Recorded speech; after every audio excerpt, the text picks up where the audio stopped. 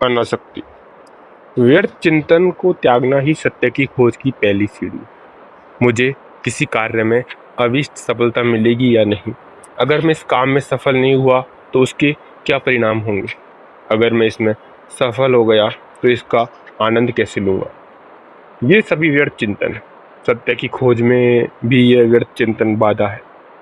सत्य कैसा है, सत्य मिल गया तो क्या होगा, सत्य का स्वरूप कैसा होगा, ये सारी बातें सत्य में आसक्ति डाल देती है। सत्य आसक्तियों को तोड़ने से मिलता है, फिर उसमें ही आसक्ति की मिलावट हो गई तो बाधा तो आएगी ही। आपको जो चाहिए वह प्यारा लगने लगता है। चाहत पूरी होने के बाद उसमें राग उत्पन्न हो जाता है और स्वतः ही एक न एक दिन यह राग भी द्वेष में बदल जाता है। किसी कार्य को करने के पहले ही उसके परिणामों से प्रेम करने लगना एक बड़ी मूर्खता है। कार्य के प्रति और वर्तमान के प्रति प्रेम से अच्छे नतीजे आते हैं, न कि परिणामों और भविष्य के प्रति प्रेम पाल लेने से। कृष्ण या फिर उनके वचन का टीका करने वाले लगभग सभी ज्ञानियों ने इसी बात पर जोर दी कि हम जो भी करते हैं उसका फल ईश्वर को ही अर्पित है। आप ईश्वर की सत्ता को माने या न माने, पर आपको यह तो मानना ही होगा कि कर्मों के परिणाम आपके हाथ में नहीं है। ऐसा नहीं होता तो कार्य की संपूर्णता से पहले उसके परिणाम का व्यर्थ चिंतन हमारी आदत नहीं बन गया होता। अगर हम ईश्वर की सत्ता को नहीं मानते हुए भी अपने कर्म फल से आसक्ति हटा लेते हैं तो इसका फल हम सृष्टि की सृजन शक्ति को ही अर्पित कर देते हैं। हमें क्या मिलता है, क्या नहीं मिलता का हमारे जीवन पर कोई विशेष प्रभाव नहीं पड़ता। आप अपने जीवन पर ही नज़र डालें तो कभी आप 10वीं पास करने को ले, फिर कॉलेज जाने को, फिर नौकरी पाने, मनचाहा साथी पाने आदि को ही जीवन समझते थे। लेकिन जैसे जैसे आप आगे बढ़ते गए इनके प्रति आसक्ति खुद ब खुद खत्म हो।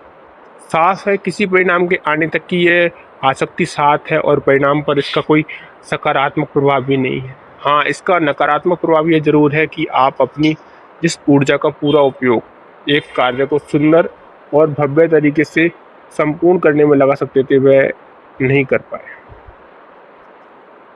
आप इससे कई और लोगों के लिए जो आदर्श स्थापित कर सकते थे वह नहीं कर पाए। जैसे जीवन में कई अपेक्षित परिस्थितियों को पा लेने के बाद आप फिर से उसी अपेक्षा की कतार में खड़े हो जाते हैं। इसी अभ्यास पर चलते रहने से यह एक आदत सी बन जाती है और हम इसे मानव मात्र का सहज गुण मानने लगते हैं, जबकि ऐसा है नहीं। अगर आप कर्म फल के परिणाम का व्यर्थ चिंतन छोड़ते हैं तो परिणाम निश्चित ही और बेहतर आते हैं। लेकिन ऐसा विचार भी उसी लालच में आबद्ध कर देता है जिससे बचने का प्रयास हम कर रहे हैं। प्रयास नहीं करना ही तो जीवन है और प्रयास ही चिंतन। यहाँ प्रयास नहीं करने का मतलब आलसी हो जाना नहीं, अपितु कर्म फल को छोड़ देना मात्र है। आप स्वयं अनुभव करेंगे कि सारा प्रयास और तनाव इसी अपेक्षित परिस्थिति प्राप्ति का चिंतन है, न कि काम को करने में लगने वाली ऊर्जा। किसी कार्य को करते रहने से तो आपकी ऊर्जा और बढ़ती है, ठीक वैसे ही जैसे कसरत से शरीर सुदृढ़ और स्वस्थ होता है। लेकिन इस कसरत के साथ आप अगर नशाखोरी और खान पान को अव्यवस्थित रखते हैं तो निश्चित ही आपकी कसरत बेकार है और स्वस्थ शरीर पाने का सपना भी। इसी तरह ऐसा हो जाए, काश ऐसा होता, यह नहीं हुआ तो आदि जैसे सवाल किसी काम को करते वक्त सोचना एक किस्म की नशाखोरी है और यह नशा भी आपको कभी स्वस्थ जीवन नहीं जीने देगा। पहले क्या करना है वह तय होना चाहिए। हम जीवन में अपने रास्तों को तलाशने में हमेशा दूसरों का सहारा लेते हैं। ज़्यादातर मौक़ों पर सलाह लेने वाले, रोकने टोकने वाले इन रास्तों के बारे में रत्ती भर भी जानकारी नहीं रखते, लेकिन हमारे बड़े बड़े फैसले इन्हीं लोगों की रायशुमारी से तय होते हैं। आमतौर पर आपने जीवन में कई बार अनुभव किया होगा कि कोई एक पहल होती है और उसके बाद उस काम को करने वालों की लाइन लग जाती है, लेकिन जब तक पहल नहीं होती तभी लोग आशंकित हो किसी और के आगे आने का इंतजार करते हैं। पहल करना सीखेंगे तभी लोग आपके पीछे आएंगे।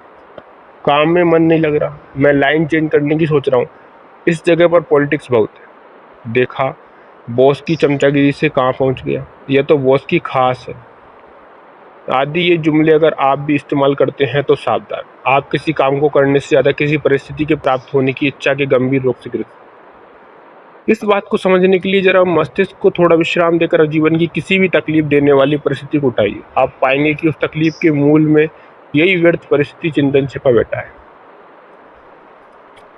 बहुत आम सलाह है जो हम रोजमर्रा में देते रहते हैं, जरा ध्यान से इस काम को करें।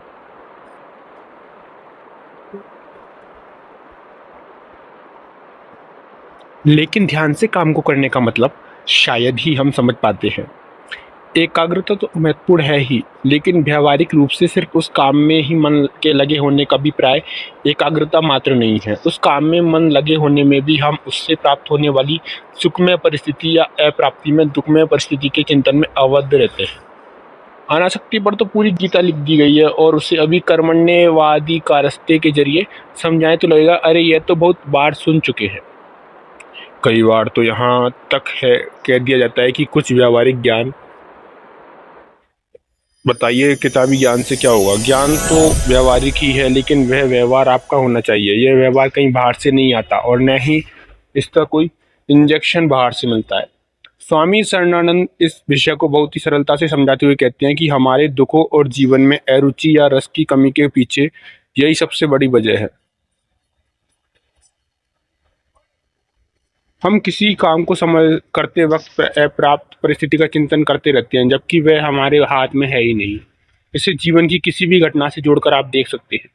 आप जब भी कोई काम करते हैं तो उसमें लोगों की प्रशंसा या उदासीनता का या लाभ आदि की तस्वीर को भी बना लेते हैं, और सतत इसका चिंतन करते रहते हैं। यह ठीक वैसा ही है जैसे परीक्षा की तैयारी के दौरान हम पढ़ने से ज़्यादा इस बात पर जोर दे दिया करते हैं कि प्रश्न पत्र कैसा आएगा,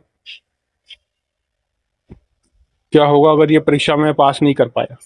कुछ ये भी सोचते थे कि कम से कम इतने अंक तो इस परीक्षा में लाने ही चाहिए। कुछ लोग तर्क देते हैं कि इन बातों से उत्साह बढ़ता है।